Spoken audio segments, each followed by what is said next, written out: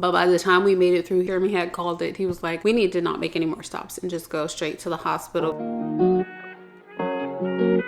What's up, tribe, and welcome back to my channel. Thanks so much for joining me again. If you are new here, my name is Mariah, and I just recently had... Oh, are you okay? I just recently had my second rainbow baby, my second Clomid rainbow baby. All right, so I'm gonna take this little guy out and feed him as we talk. I'm sure he is hungry. He's a very sleepy baby, but I have to usually wake him up to eat. But when he does finally wake up, he's definitely very, very alert. And apparently you pooped. Or have poop on you. Okay, I will be right back, guys. We are all done. Oh boy. I'll get you situated. Ugh.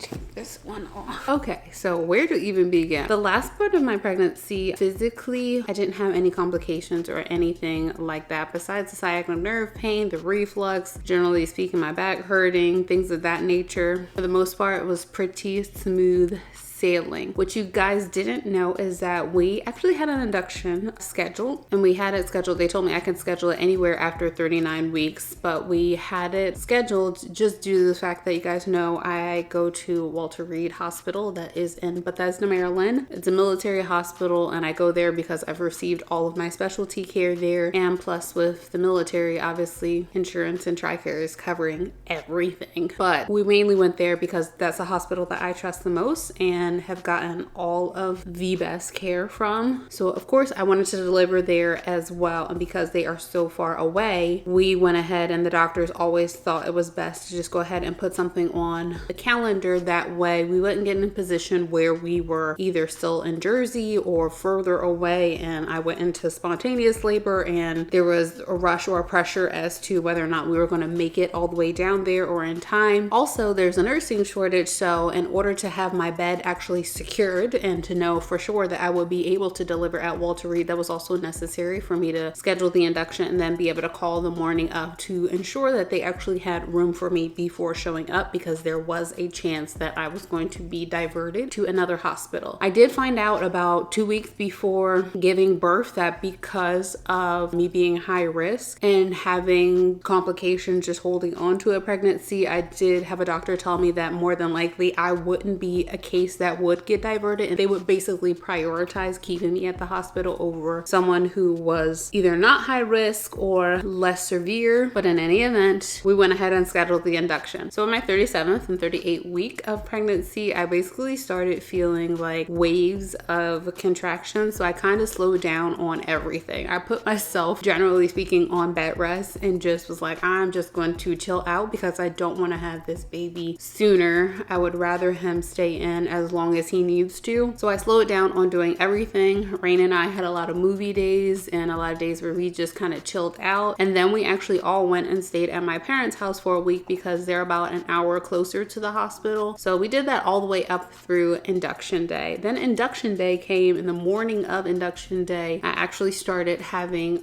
contractions. I was feeling them a little bit throughout the week sporadically, but by the morning of my scheduled induction, I was having contractions all on my own. My body was definitely starting to get him ready to be evicted. So I had woken up about, I want to say about 6 a.m. Rain was already at my sister's house because she had picked him up the night before. But I had woke up about 6 a.m. and I went and, slowly got my stuff together and got ready because we were just going to go down to the hospital and stay down closer to there either way, even if they didn't have room for me that day. But in the midst of me getting ready, I started having contractions that were very consistent. They were anywhere between 2 to 4 minutes. So it probably took us about an hour to get ready to leave. And within that hour, mentally, I already knew induction or no induction, this kid is definitely preparing to come within the next, day or so. So I went ahead and told Jeremy, like, either way, even if they don't have a secured bed for me, the baby is definitely going to be born within the next 24 hours. So we left my parents' house, had planned to go to breakfast, went ahead ahead and went to breakfast because we went to Cracker Barrel. So in the middle of Cracker Barrel, I'm in between eating my food, having contractions, and I have been having contractions on the entire ride. So Jeremy was a little bit anxious, if you will, and had asked me, he's like, do we need to skip Cracker Barrel altogether and just go straight to the hospital? And I was like, dude, I want to eat my food. Once I get checked in, they are not going to give me anything, and I am hungry. Like, I get that I'm having contractions and I'm uncomfortable, but I am not going to drop this baby in Cracker Barrel, so let's just go ahead and eat. Or while we were in Cracker Barrel, the hospital did go ahead and give me a call, and they were like, hey, we have room for you, so you can definitely come in today. You can check in at 5 o'clock, get your COVID test done, and then, you know, go do your own thing for about 2 hours, and then at 7 o'clock, we will actually go ahead and check you in and admit you. I told them that I was having contractions already, told them the timing of it, and told them that they may need to expect me a little bit sooner because I didn't know which way anything was going to shake out, that my water had not broken yet, I hadn't, you know, lost any of my mucus plug or anything like that, but that my contractions were becoming more and more consistent and more intense as far as pain was concerned. After we left Cracker Barrel, we had to go get gas, so we went down to Fort Meade and got gas, and while we were on base, I said to Jeremy, like, hey, I, you know, want to go to the PX and go ahead and get some shorts, that way I can be like comfy in the hospital, and I wanted to also get a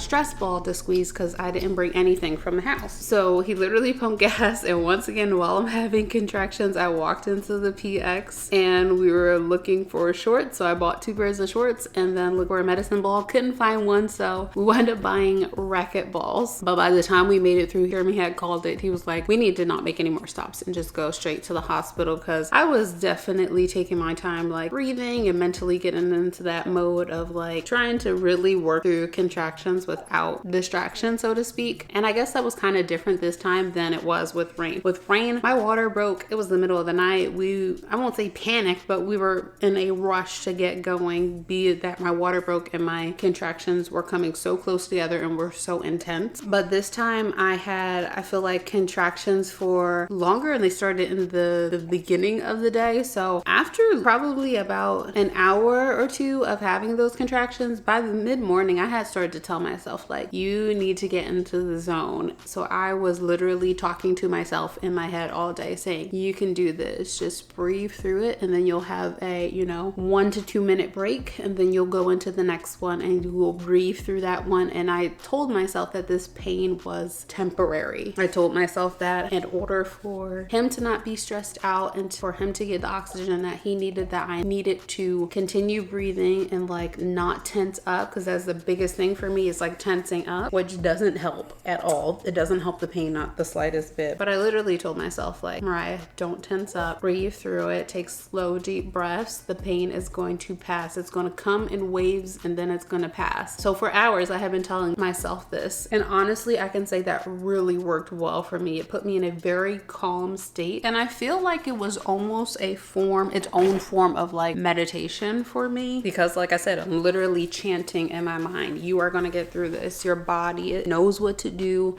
Your body will do what it needs to do. He is going to be fine. You are going to be fine. Just don't tense up and breathe through it. So by the time we left Fort Meade, I feel like it took like maybe 45 minutes. I think that's what the GPS said when I peeked at it. 45 minutes to get to Walter Reed. By the time I got there, I was like seriously stopping and leaning on the wall and leaning on the windows and the railings just to breathe through contractions as we walked through the hospital to the labor and delivery wing. Once we got there, I went ahead and told them, hey, I'm here a little bit early. We had got there like 3:30. I was like, I'm here a little bit early. I know my check-in time isn't technically till 5 for my COVID test, but is there a way we can just go ahead and do the COVID test? Because the woman I spoke to before, she told me, like, if you want to come in or feel the need to come in a little bit earlier, like 4:30-ish will be a good time. By 3:30, I was like, let's get this COVID test rolling, because I got a feeling that things are just going to really start to pick up and progress. So I went in, they did my COVID test at 4, which was way more painful this time than when I got it done when I had Rain. And I think it's really because with Rain, the contractions were so intense and so rapid fire that I didn't have time to process anything besides the pain of the contractions. So they were like doing my COVID test and swabbing my nose, and I don't think I really noticed that. The pain was nothing in comparison to the contractions.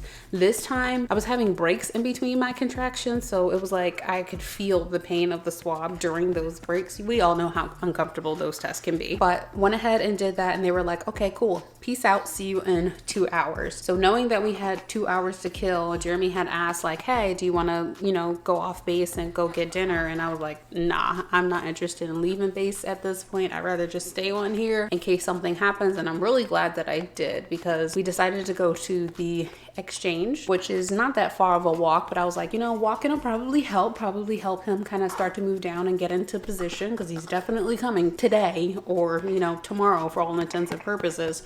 So we walked over to the exchange, but literally every 2 minutes on the spot, I was stopping in the middle of the road and leaning on Jeremy and just trying to breathe through everything. So we went there, we had picked up some snacks, and then walked back to the hospital to go to their cafeteria so that I could eat my leftovers from Cracker Barrel and that he could get something to eat. But I didn't really have an appetite, so I didn't necessarily eat much. And by the time 6 p.m. came around, I told him like, hey, we need to start making our way back upstairs, because I'm feeling like it's starting to get super intense and I don't want you to have to get like a wheelchair for me or anything like that. So let's just make our way back upstairs. We made our way back upstairs. TMI, I mean, it's about having a baby, so whatever, but TMI, I started getting a lot of pressure in my butt and started cramping a lot too. So I was like, let me see if I have to go to the bathroom. Lo and behold, I did have to go to the bathroom, and sitting on the toilet relieved so much pressure. Like, it was a huge relief just to sit there in that position. And I was probably in the bathroom for a good 15 minutes. And by the time I got out, I told Jeremy, I was like, you got to tell them that my contractions are like 2 minutes apart, and I don't necessarily know how much, you know, more of this that I can do, because they're getting shorter and shorter and shorter. The time is shortening between them, and it's every 2 minutes on the mark versus 2 minutes, 2 minutes and 15 seconds, 2 minutes and 45 seconds, 2 minutes and 30 seconds. Once we were down to that strictly 2 minute window, I told him like, we gotta let them know and just tell them and ask them what they want to do, or if I'm supposed to wait until I'm down to like a minute 30 and then let them know. So he went ahead and let them know. Meanwhile, I'm in their waiting room doing every position possible. I'm like squatting over chairs, I'm leaning up against stuff, trying to find whatever is the most comfortable for me to sit through contractions. But bottom line is, they definitely were like, okay, good enough, we're close enough on time, it's time to get your room ready, because everyone's checked out who's checking out for the day anyway. And that was another thing too, they wanted to wait for the evening nurse rotation to come on board before checking me in, so that no one would be like switching or ending their shift in the middle of, you know, this whole process. But they were just like, at this point, you know, your COVID test is back, so just go ahead and come on down. COVID test was obviously negative, because I don't see anybody, and I stayed literally in my own little bubble for the last month of pregnancy. So they got me in at 6:30, went ahead, got undressed, got my IVs in. The doctor checked me. I was, I think, 4 centimeters dilated at that point in time. So he asked me like, do you want an epidural? And I'm like, heck yeah, I want an epidural. I want all of the epidural you can possibly give me. Like, there are no medals and no awards won for being in pain. So yes, if you can help me manage my pain, go for it. But they got me in my room at 6:30, had the anesthesiologist come around about half an hour later. Like, by the time everything was said and done, he was coming about 7-ish to do my epidural, which once it was placed, it took, I think, 2 boluses for it to actually be the right, I guess, dosage of pain management. But once my epidural was placed, I was like pretty comfortable for the next few hours until about, I want to say about 10 o'clock. And I want to say I was comfortable for a few hours, because like I said, it got placed about 7 o'clock. I was comfortable all the way through until about, I want to say 9:45-ish. I know that doesn't seem like a lot of time, but I was comfortable until about 9:45, and then I felt like, okay, these contractions are starting to like really start to hit me, almost as if I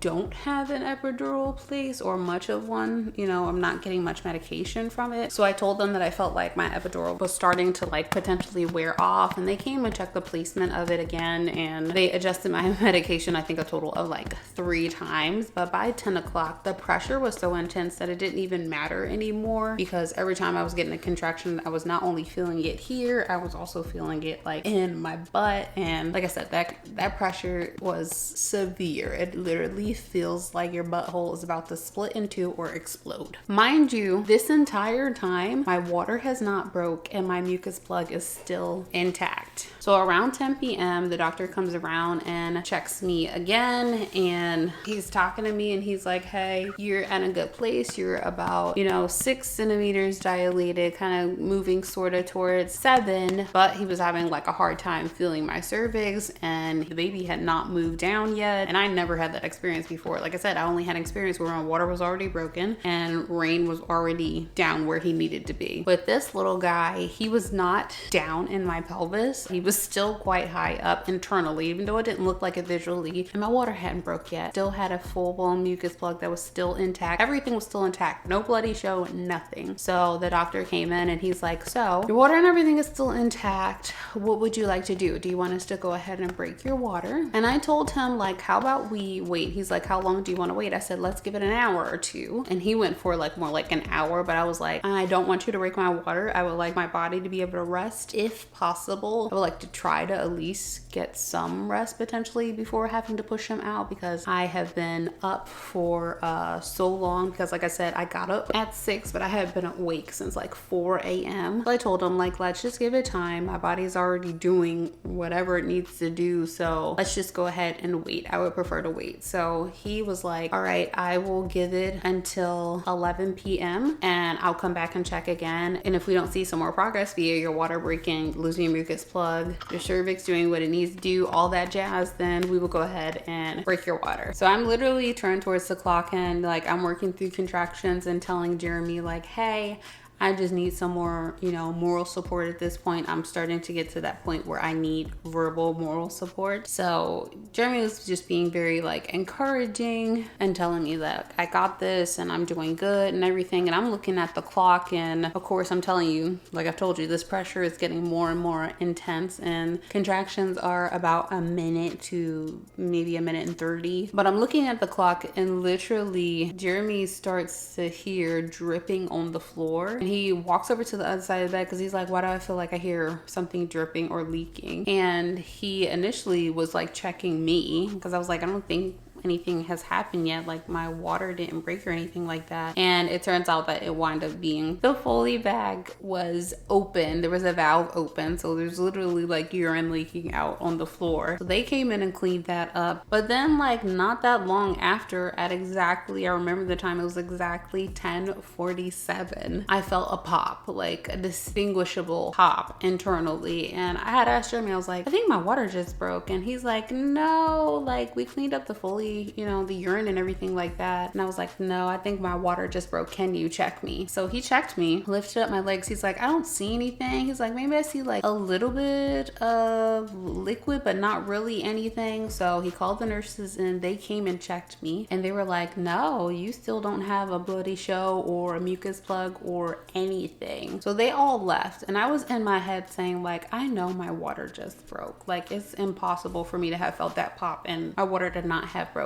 Well, lo and behold, about 5 minutes later, during a contraction, I started to feel super warm. Like my lower half started to feel extremely warm, and I was like, that's a temperature change due to fluid coming out of my body. There is no way that I am warm, because I'm freezing cold under multiple blankets, shivering and everything. And I'm like, there's no way that only this part of me is warm. So I asked Jeremy, hey, can you go ahead and check me again? Because I'm getting warm at this point, which means that like I'm wet. I have to be wet. They came and checked me again. They were like, oh yeah, there's your bloody show, there's your mucus plug, and your water has definitely broken. So literally like 13 minutes away from them breaking my water went ahead and broke. He was like, nah, y'all are not coming in to break anything. I'm gonna do this all on my own, which once again was nice. He basically dictated how this entire day and this entire birthing experience went, which I loved. So after they checked me and figured out that my water had broken, everything like that, and apparently there's a water bag in there that was like still intact, and they were like, oh my gosh, we've never seen a bag of water stay intact and come out,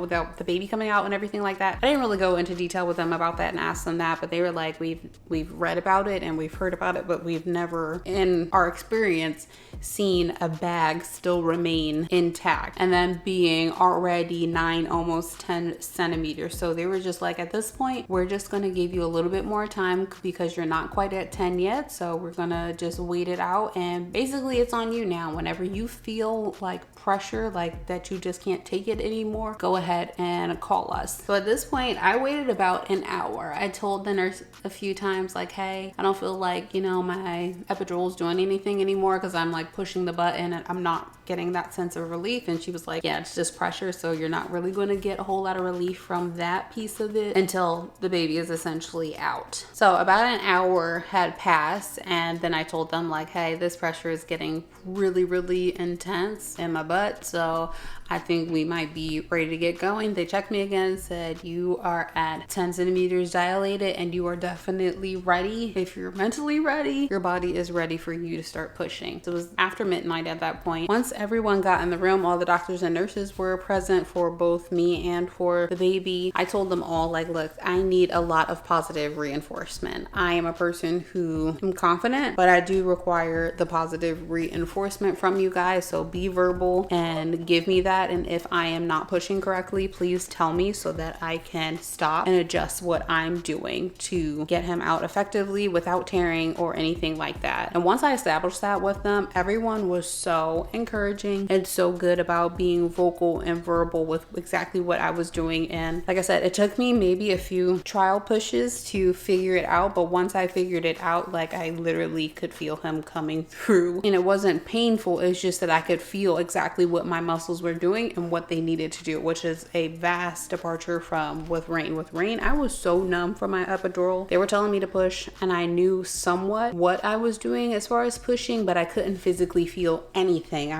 When I say I was numb from probably my belly button down, I didn't feel anything. And with this baby, I feel like I've had a lot more control over how I was pushing and how much pressure I was applying when I was pushing, which I feel like is why I got him out relatively faster than with Rain. I feel like actual total pushing time with him was probably more like 20 minutes from the time I seriously started pushing, because we did take a lot of moments of rest in between the trial pushing and when we actually started pushing to get him out. So I feel like it was a combination thing. It's a combination of the fact that I had already experienced one birth, them being super encouraging and giving lots of positive reinforcement, Jeremy being super encouraging and super supportive. And like, when I say this man wasn't cracking jokes or really busting up jokes or busting up with the nurses or anything like that, like, he was extremely focused on supporting me, which was so helpful. I feel like that entire combination of things just made the birthing process super duper smooth. From the time we started practice pushing till the time he was out, it was about 30 minutes total, which was about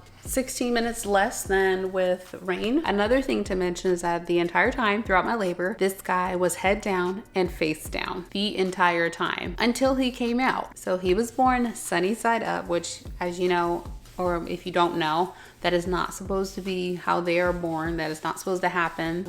With Rain, he was sunny side up. They tried to turn him and then could not turn him in time, and he was also born sunny side up. So I've had two sunny side up babies now who luckily have come out perfectly fine. I did not have any tearing, which was awesome. I did have what they called like a little skid mark. So they put it in a note as like technically a minor, like 1st degree tear, but really they were like, there's nothing to even suture or stitch. It's going to heal up on its own and may cause you like a minor bit of discomfort, but if we put a stitch in there, it's going to cause you way more discomfort than it would be to just let it heal. They also said that it probably came from when I had delivered Rain, because it was in the exact same place, and I didn't feel anything and still don't feel anything, which is nice. I feel like I have maybe like a little bit of like sensitivity there, but it's not any major type of pain or anything like that. But yeah, 30 minutes and he was out. They wound up putting him on my chest, started rubbing him. He did not cry immediately at all. It took him a minute. So they actually put him on my chest for a bit. It seemed like a while, but it was probably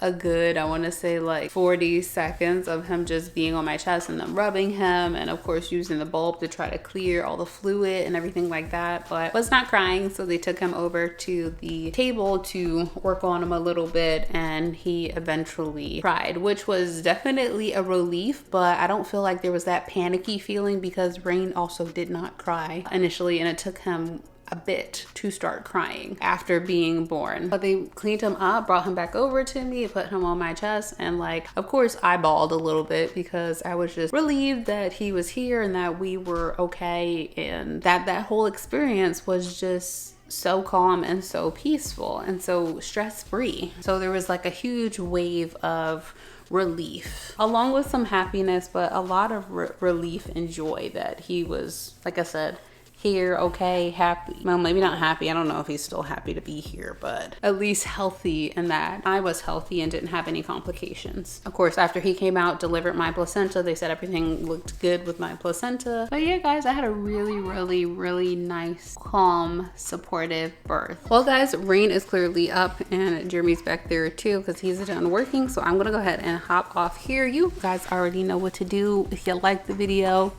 you already know what to hit.